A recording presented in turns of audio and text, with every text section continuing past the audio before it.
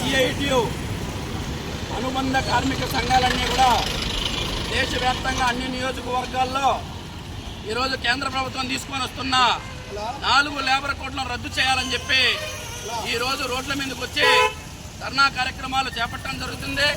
దీనిలో భాగంగానే రైల్వే కోడూరులో కూడా సిఐటియు ఆధ్వర్యంలో అనుబంధ సంఘాలైన అన్ని కార్మిక సంఘాలు కూడా ఇక్కడికి వచ్చి ధర్నా కార్యక్రమం చేపడుతున్నాం.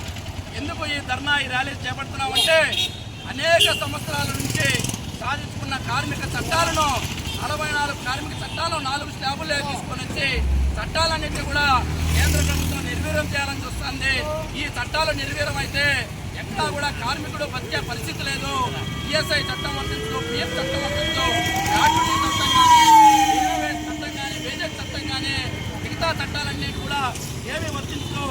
అసలు కార్మికుడు ఇల్లును పెట్టుకునేదానికి కూడా లేకుండా ఎక్కువ కూడా అనుకూలంగా ఈ చట్టాలన్నింటి కూడా మార్పు చేస్తున్నారు. కాబట్టి ఈ చట్టాలన్నింటి కూడా వెంటనే 4 లేబర్ కోడ్లను రద్దు చేయాలా, గతంలో ఉన్న చట్టాలు ఏవైతే ఉన్నాయో వాటిలో పటిష్టంగా అమలు చేయాలని ఈరోజు సిఐటిగా అనుబంధ కార్మిక సంఘాలుగా మేము కేంద్ర ప్రభుత్వాన్ని డిమాండ్ చేస్తున్నాం.